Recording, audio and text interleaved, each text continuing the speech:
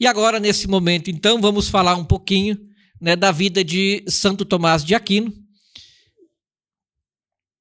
Objetivo: conhecer a vida e o contexto histórico de Santo Tomás, apresentar as suas principais obras e contribuições, compreender os elementos centrais de seu pensamento filosófico e teológico. Vamos rezar juntos.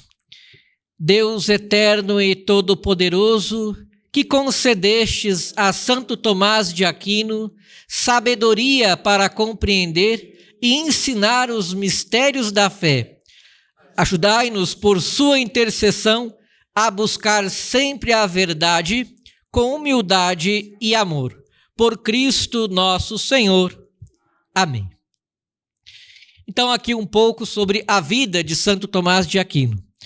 Santo Tomás de Aquino, ele já é do período escolástico, é o principal representante da escolástica. Ele nasceu ali em 1225, em Roca Seca, na Itália, também de uma família nobre. Ele estudou, quando criança, na abadia beneditina de Monte Cassino. Depois ele ingressou na ordem dos dominicanos contra a vontade da família. Ele realizou seus estudos em Nápoles, em Paris e em Colônia com Santo Alberto Magno. Ele trabalhou como professor em Paris, Roma e outras cidades. Ele morreu em 1274, a caminho do Concílio de Leão. Ele foi canonizado em 1323 por João XXII e recebeu o título de doutor da Igreja, título de doutor angélico, porque é ele quem faz o estudo sobre os anjos de maneira mais detalhada. Apesar de sua grande inteligência, o Santo Tomás de Aquino, ele era chamado de boi mudo pelos seus colegas, porque ele era imenso, gordo, né? E também ele era bem silencioso. Então chamavam ele de boi mudo. E o Santo Alberto Magno disse que esse boi mugirá tão alto que sua voz será ouvida pelo mundo inteiro. E isso mesmo, através das obras, né? O Tomás de Aquino deixou muita obra, citava 6 obras ao mesmo tempo, e tudo que tinha na época dele, tudo que chegou a ser escrito até a época de Santo Tomás de Aquino leu. E como que a gente sabe que ele leu? Ele cita nas obras dele, ele faz a referência nas obras dele.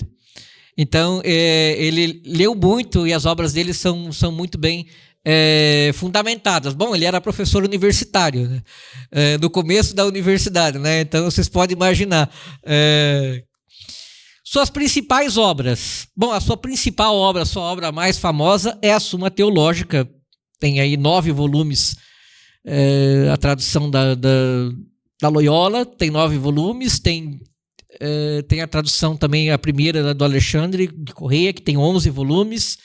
Enfim, é uma obra gigantesca e considerável aí. Um livro carro-chefe da teologia, teria que ser, pelo menos, né? A Suma Teológica é a sua obra mais famosa e influente, dividida em 3 partes. Parte 1 fala sobre Deus, a criação e o homem. Parte 2 é a sua parte moral, vai falar da ética cristã, das virtudes e da lei. Na parte 3 vai tratar de Cristo, os sacramentos e a escatologia. Ela segue um método, a Suma Teológica, em que tem artigos, né? Então existe lá a questão, e na questão, que é uma pergunta, tem artigos, e ali é apresentada uma estrutura com pergunta, objeções, um argumento, uma resposta, e depois tem a refutação das objeções. Então o livro é escrito dentro desse método escolástico. Existe também a Suma contra os Gentios, dirigida a não cristãos, especialmente muçulmanos e judeus, que é mais filosófica do que teológica, e tem outras obras, comentários sobre as obras de Aristóteles. O Santo Tomás foi um grande comentador das obras de Aristóteles. Ele usa a filosofia de Aristóteles para poder explicar a sua teologia, né? Então ele é mais teólogo do que filósofo, mas ele é considerado filósofo por usar a filosofia de Aristóteles para explicar o seu pensamento teológico. Também escreveu comentários bíblicos e alguns hinos eucarísticos, né? O Tão Sublime Sacramento, Tanto Ergo, né? Adoro-te Devoto, o próprio ofício do Corpus Christi, é um ofício composto por Santo Tomás de Aquino.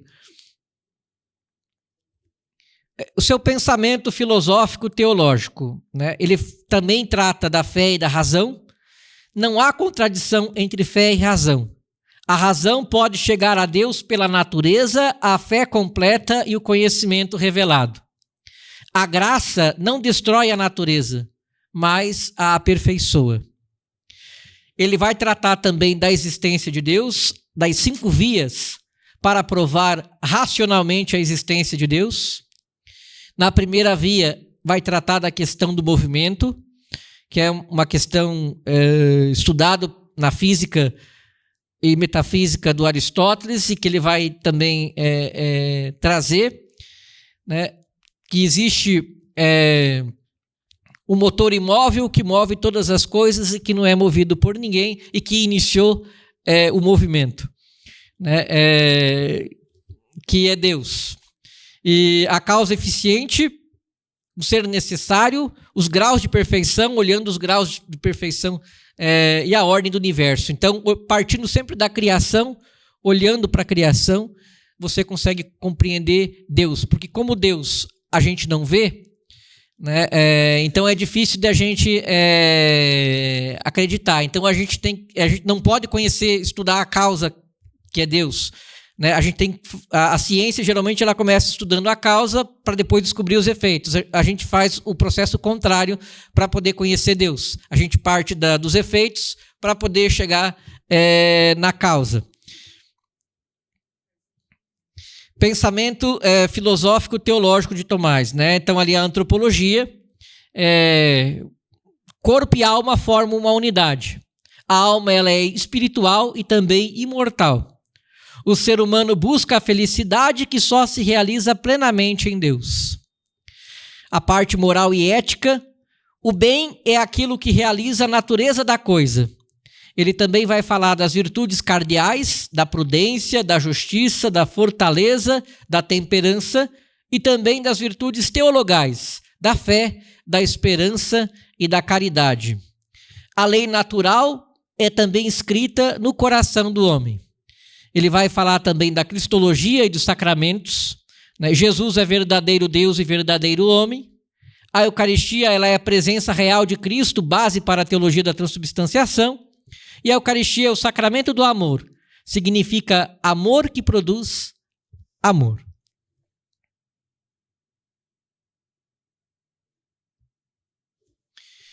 A influência e o legado de Tomás. Base da escolástica medieval. Fortemente influenciado por Aristóteles, ele influenciou profundamente a teologia católica até hoje, até inclusive o Concílio Vaticano II. Ele é o patrono das universidades, escolas e dos teólogos. Para aquele que tem fé, nenhuma explicação é necessária. Para aquele sem fé, nenhuma explicação é possível. Isso é uma frase de Tomás de Aquino, né? Para aquele que tem fé, nenhuma explicação é necessária. Mas para aquele sem fé, nenhuma explicação é possível. Santo Tomás de Aquino, intercedei por nós para que sejamos buscadores da verdade, estudiosos, humildes e servos fiéis da sabedoria de Deus. Amém.